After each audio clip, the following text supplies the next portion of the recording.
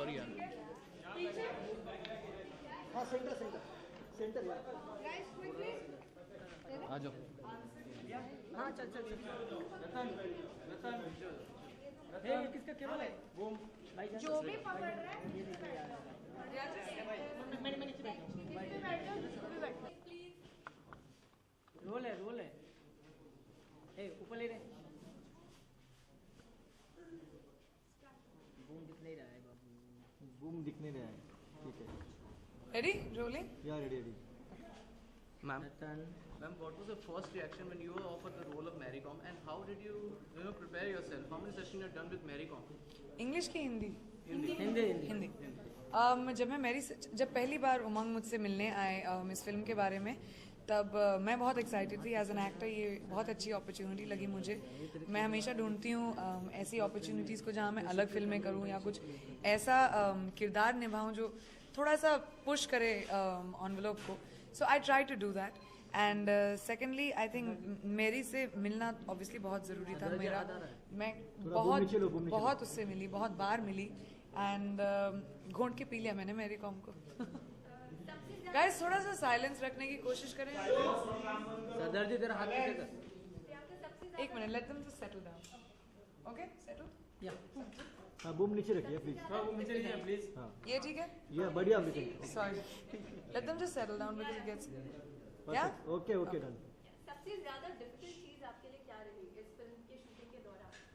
Obviously physically अपने आप को एक बॉक्सर की तरह बनाना। बॉक्सर्स यू नो बहुत सालों के बाद जब इतने साल गेम खेलते हैं तब उनकी बॉडी वैसे बनती है। मेरे पास सिर्फ 90 दिन थे, 3 मंथ्स। और मैं साथ में क्रिश की शूटिंग कर रही थी, गुंडे की शूटिंग कर रही थी, रामलीला का गाना कर रही थी। So I didn't have the luxury कि मैं बहुत वक्त बिताऊं। तो वो मेरे लिए सबसे बड़ा चैलेंज था कि होगा कि नहीं। स्ट्रेस। पूरा लुक अनुराग बासु जी ने कहा है कि लुक सामने बहुत ही बड़ी फूडी है, उनको खाने से दूर रखना बहुत मुश्किल है। तो कितना डिफिकल्ट रहा खाने के मतलब क्रेविंग को कंट्रोल करना? देखो जो लोग मुझे जानते हैं ना अच्छे से, वो इस बात को बहुत अच्छे से समझ जाएंगे कि मेरे लिए कितनी मुश्किल होगी ये फिल्म कि मुझे अपना डाइट चेंज करना पड़ा। मैं एक बहुत हाई प्रोटीन डाइट पे थी। मैं अपनी फेवरेट खाने नहीं खा पाती थी और उस वजह से मैं बहुत डिप्रेस्ड हो जाती थी कभी कभी। But otherwise it's okay, it's a small price to पे।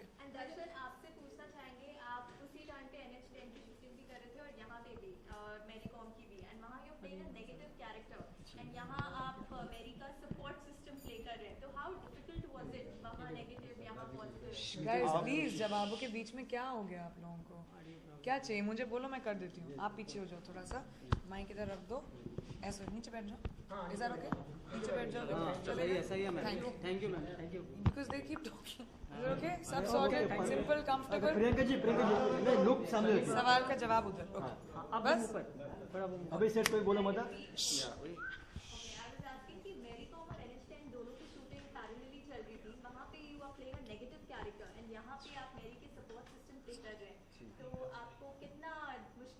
दोनों फिल्म एक साथ एंड दो टोटली ऑपोजिट कैरेक्टर्स प्ले करना? मैं यहाँ मैरी का हस्बैंड प्ले कर रहा हूँ, ऑनर, जो रियल पर्सन है, जो जीवित हम सबके सामने, तो उनको डेपिक्ट करना बहुत चैलेंजिंग था। मुझे इसके लिए कम से कम 12 किलो वेट कम करना पड़ा क्योंकि उनकी तरह लीन दिखना था, काफ़ी लीन है। और मुझे मणिपुरी एक्सेंट सीखना पड़ा जो हमने फिल्म में यूज़ किया है, विच वॉज वेरी चैलेंजिंग। और NH10 में मैं एक बहुत ही अग्रेसिव और बहुत ही एरोगेंट और स्टबर्न कैरेक्टर प्ले कर रहा हूँ, विच वॉज बहुत फिजिकली चैलेंजिंग था। तो दोनों फिल्में करने में बहुत मज़ा आया। और फिल्म में मैं ऑब्वियसली ऑनर से प्यार करती हूँ और अनुष्का ऑनर को हेट करती है, मतलब दर्शन को हेट करती है, मैं उसको प्यार। इनफैक्ट हम लोग शूटिंग कर रहे थे अभी दिल धड़कने दो की, और हमने इस बात को डिस्कस किया था। काफ़ी इंटरेस्टिंग कॉन्वर्सेशन थी। मैंने उसने बोला हाँ तुम दर्शन को, मैं दर्शन को हेट करती हूँ और तुम दर्शन को लव करती हो। It was quite funny. Priyanka, लोग काफ़ी पसंद कर रहे हैं ट्रेलर, लेकिन हमने एक इंटरव्यू में पढ़ा कि आपने ये कहा है कि जो वुमेन ओरिएंटेड रोल्स हैं उनका बॉलीवुड में बहुत ज़्यादा स्वागत नहीं किया जा रहा है। लोग अभी भी वुमेन ओरिएंटेड रोल को बहुत एक्सेप्ट नहीं कर पा रहे। क्या क्यों आपको ऐसा लग रहा है? क्योंकि लोग तो काफ़ी पसंद कर रहे हैं।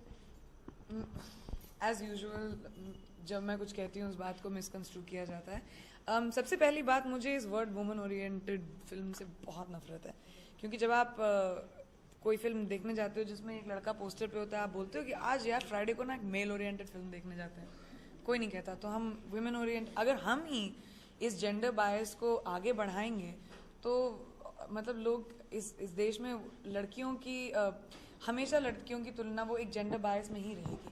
तो फिल्म देखो क्योंकि अच्छी फिल्म है, उसमें चाहे मेल प्रोटैगनिस्ट हो या female, first. Second of all, मैंने ये बात कही थी कि एक बहुत अच्छा दौर चल रहा है फिल्मों के लिए, फिल्म एक्ट्रेसेस के लिए स्पेशली। जब मैंने फैशन की थी या एतराज़ की थी, सबने मुझसे बोला था कि यू नो वैम्प बन के रह जाओगी, या फीमेल ओरिएंटेड फिल्में लोग पसंद नहीं करते हैं। लेकिन तभी भी मैंने की और वो मेरे लिए बहुत अच्छी वर्कआउट करी।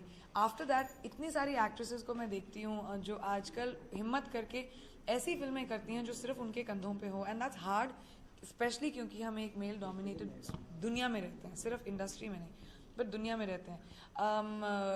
आई थिंक बहुत क्रेडिट जाता है ऐसे राइटर्स और डायरेक्टर्स को जो फर्स्ट ऑफ ऑल ये चांस लेते हैं, और ऑडियंस को जो ये फिल्में आप देखने जा रहे हैं क्योंकि उनको फिल्म अच्छी लगी। जैसे आप क्वीन देख लें, कहानी देख लें, डर्टी पिक्चर देख लें, हाईवे देख लें, ऑफकोर्स मर्दानी, मेरी कॉम, दीज आर फिल्म जो आपको मेन प्रोटैगनिस्ट में फीमेल है लेकिन they are successful, people watch them. But सबसे ख़ास बात आई थिंक अभी इस दौर के लिए कि जो सक्सेसफुल कमर्शियल फिल्म्स होती हैं उसमें लड़कियों को बहुत अच्छे रोल्स मिलने लगे हैं। जैसे मैंने बर्फी की 100 करोड़ प्लस फिल्म है, उसमें मैं क्रेडिट डेफिनेटली ले सकती हूँ कि मेरा, रणवीर और इलियाना तीनों का कंट्रीब्यूशन था। जैसे आप रामलीला या चेन्नई एक्सप्रेस देख लें, दीपिका का कंट्रीब्यूशन कोई डिनाई नहीं कर सकता। राजनीति देख लें, कटरीना का कंट्रीब्यूशन कोई डिनाई नहीं कर सकता। आलिया इन 2 states, I think it's incredible that actors and actresses आजकल वैसे रोल्स लिखे जा रहे हैं लड़कों के लिए भी और लड़कियों के लिए भी। तो ये दौर बहुत ही पावरफुल है आई थिंक फीमेल एक्टर्स के लिए। अच्छा प्रियंका, एक फिल्म में डायलॉग भी है कि फाइटर्स कभी हार नहीं मानते, तो क्या कभी प्रियंका की लाइफ में ऐसा मोमेंट आया है कि जब आपने ये सोचा हो कि नहीं यार मैं थक चुकी हूँ, कभी आपने बहुत बार होता है ऐसा। ऑनलर का डायलॉग है फिल्म में जो दर्शन ने प्ले किया है, एंड ये एक ऐसा टाइम है जहाँ पे मैरी गिव अप करना चाहती है, लेकिन उसका हस्बैंड उसको बोलता है कि तुम एक फ़ाइटर हो और फाइटर कभी गिव अप नहीं करता। और ऑफ कोर्स हर इंसान की ज़िंदगी में ऐसी बहुत सारी टाइम्स आते हैं जहाँ पे आप थक जाते हो यार लड़के, जहाँ पे कभी कभी you feel like you are not strong enough.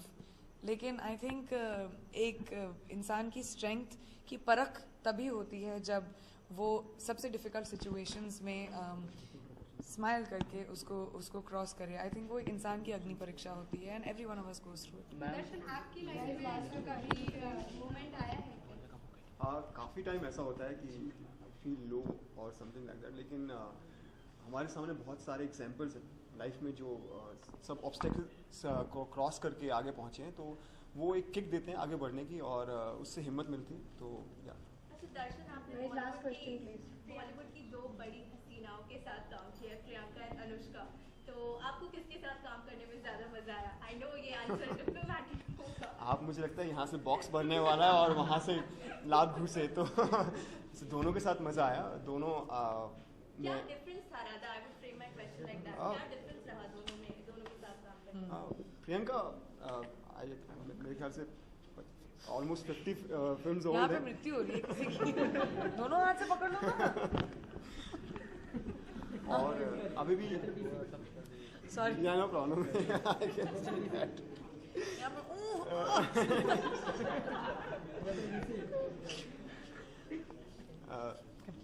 यहाँ पे उसका जवाब तो बोलने दो। हाँ जवाब।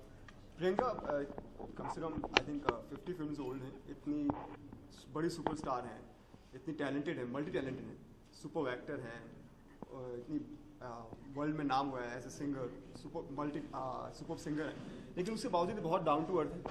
और main thing, she is a beautiful soul, बहुत सपोर्टिव रही हैं पूरे फिल्म में। मैं न्यू कमर था, मैं बहुत सोचा था कैसे होगा इतनी बड़ी स्टार के सामने काम करना, and that's a fact, she is a super star, no doubt of that.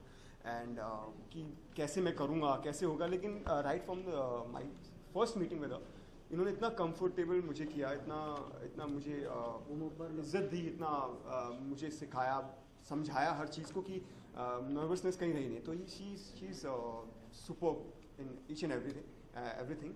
और अनुष्का बहुत स्पॉन्टेनियस है, वो जब सेट पे रहती हैं तो एक पूरी एनर्जी के साथ आती हैं, और आई थिंक दोनों के साथ एक्सपीरियंस बहुत अच्छा रहा। Ma'am by the end last question ma'am last question ma'am एक last question ma'am last question. ये फिल्म के ये यहाँ खड़े होके पूछो। ये फिल्म के बाद आपने कोई ऐसा बदलाव आया या आप अंदर से और बहुत स्ट्रांग हुई है? एक मिनट यार, देखो खड़े होके तो वो मुझ पे चिल्लाते हैं, मैं क्या करूं? Okay okay okay. जो सबसे बड़ा बदलाव मुझ में आया है, मुझे लगता है इस फिल्म के बाद, कि मैंने कभी सोचा भी नहीं था कि मैं एक एथलीट प्ले करूंगी या एक एथलीट बन सकती हूँ। मतलब मुझे स्पोर्ट्स का स नहीं पता। और दूसरी बात कि किसने सोचा होगा लड़कियों के डोले होते हैं, मेरे तो डोले निकल गए थे। तो ये मेरे लिए सबसे बड़ी सबक थी कि आप किसी भी चीज़ को अगर अचीव करना चाहो और जिद ले लो ना उसको अचीव करने के लिए, तो कुछ भी हो सकता है और आप कुछ भी कर सकते हो। तो ये एक बहुत इंस्पायरिंग बात रही मेरे लिए इस फिल्म में। Thank you ma'am, thank you so much, thank you everyone, thank you. Thank you. ऐसे कर लो। ठीक है ma'am, thank you so much.